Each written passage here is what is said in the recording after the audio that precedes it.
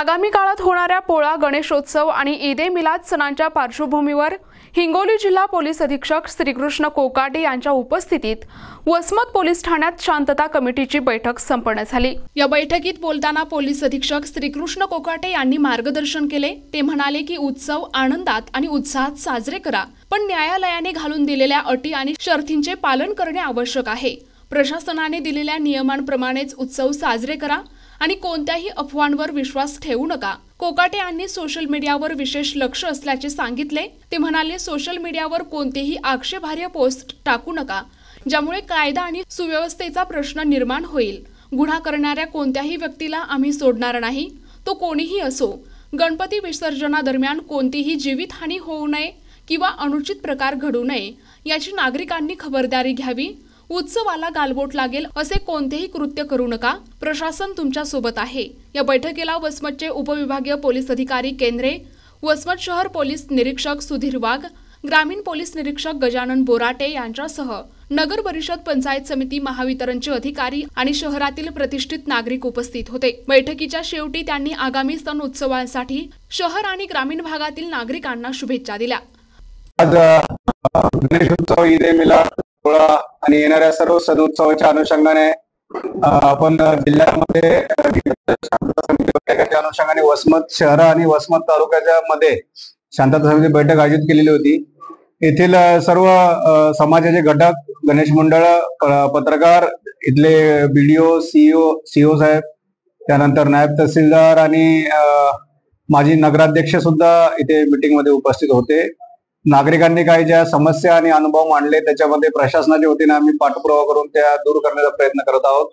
त्याच अनुषंगाने पुढील गणेशोत्सवामध्ये शांतता कमिटी सदस्यांचे महत्व, नागरिकांनी समन्वयाने, सद्भावाने आणि अफवांवर विश्वास न ठेवता किंवा कुठल्याही समाजकंटकाच्या कुठल्याही चुकीच्या गोष्टींना बळी न पडता एकोपा आणि सौहार्द ठेवून येणारा सणोत्सव पार पाडण्यासाठी आम्ही आवाहन केलेलं आहे। आणि नागरिकांनी वसमत शहराचा किंवा वसमत तालुक्याचा जो इतिहास आहे मागील 30 वर्षाचा, त्यामध्ये त्यांनी एकोपा आणि सौहार्द जपलेला आहे, तसंच ते जपण्याचं आश्वासन दिलेलं आहे।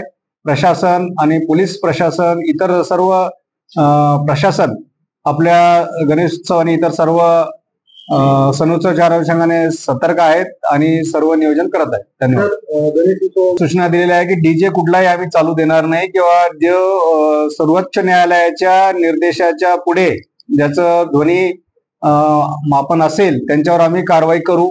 तरी मी सर्व मंडळांना आणि यांना विनंती करत आहे की आम्ही डीजेंना परवानगी देणार नाही आणि ते डीजे वाजवतील त्यांच्यावर कारवाई करू। सर्वोच्च न्यायालयाने मंडळांच्या मंडप, त्यांच्या रस्त्यातील अडथळा न होण्याच्या अनुषंगाने काही सूचना दिलेल्या आहेत। डीजेच्या अनुषंगाने त्या सर्वांचं पालन पोलीस प्रशासनाच्या वतीने केलं जाईल। गणेशोत्सव काहीच दिवसावर आहे सर, आता मीटिंग संपन्न झाली, नागरिकांची काय मागणी होती, कशा प्रकारे सुविधा? नागरिकांच्या 4 मुख्य मागण्या होत्या। एक तर जे गणेशोत्सव आहे त्यामध्ये विसर्जन मिरवणुकी ज्या तारा लटकलेल्या असतात त्या तारा नीट कराव्यात, खड्डे बुजवावेत, स्वच्छता असावी, डीजे असू नये आणि वीज जाऊ नये, अशा काही प्रमुख मागण्या त्यांच्या होत्या। आणि त्या अनुषंगाने येथील प्रशासनाच्या सोबत तसेच जिल्हाधिकारी महोदयांसोबत आम्ही चर्चा करून त्याच्यावर उपाययोजना। नागरिकांना काय आव्हान असलेलं आहे आपल्याकडून? हा येणारा काळ जो आहे सण उत्सवांचा आहे, आनंदाचा आहे, उत्साहाचा आहे। आम्ही पोलीस प्रशासनाच्या वतीने आणि प्रशासनाच्या वतीने सज्ज आहोत। आम्ही नागरिकांना आवाहन करत आहोत की त्यांनी सुद्धा या काळाचा लाभ घ्यावा, आनंदात, उत्साहात आणि एकोप्याने हे सर्व सण उत्सव साजरे करावेत आणि कुठल्याही अफवांवर किंवा समाजकंटकांच्या कडून पसरवणाऱ्या गोष्टींवर विश्वास न ठेवता पोलीस प्रशासनाशी संपर्क करून खात्री करूनच कुठल्याही सोशल मीडियाला पोस्ट करावं, कमेंट करावं आणि समाजामध्ये रोष पसरवू नये। त्यांनी आनंदात, उत्साहात हा सण उत्सव साजरा करावा। तर अवैध दारू विक्रीच्या अनुषंगाने आम्ही मोठ्या प्रमाणावर कारवाई करत आहोत, केलेल्या आहेत। विशेषतः दारू विक्री जी होते ती लायसन्सधारी दुकानाकडून काही बाटल्या विकत नेऊन गावात त्या सप्लाय करणे असा काही प्रकार आहे। त्यामध्ये आम्ही गावागावामध्ये बीट पोलीस पाटलांना आणि यांना देखील कारवाई करण्याच्या सूचना दिलेल्या आहेत। मागच्या काही महिन्यांमध्ये विशेषतः मे, जून, जुलै, आताही ऑगस्ट या महिन्यामध्ये आमच्या कारवाया सतत सुरू आहेत। आम्ही तडीपारी सुद्धा केलेल्या आहेत आणि न्यायालयाला सुद्धा आम्ही विनंती केलेली आहे की आम्ही यांना अटक करण्याची परवानगी आम्हाला द्या। कारण या लोकांना अटक केल्यानंतर न्यायालयामध्ये त्यांना नेल्यानंतर त्यांना अटक करू नये अशा काही सूचना सर्वोच्च न्यायालयाच्या आहेत असं सांगितलं जातं. परंतु मी खालच्या पोलीस स्टेशनलाही सूचना दिलेल्या आहेत की प्रत्येक जे वारंवार व्यवसाय करतात, वारंवार बेकायदेशीर कृत्य करतात, त्यांना अटक करून न्यायालयात हजर करून MCR झाला पाहिजे किंवा ते तडीपार झाले पाहिजे. या अनुषंगाने आमचं नियोजन. मी निवडणुकीमध्ये दारू पिऊन गोंधळ घालू देणार नाही.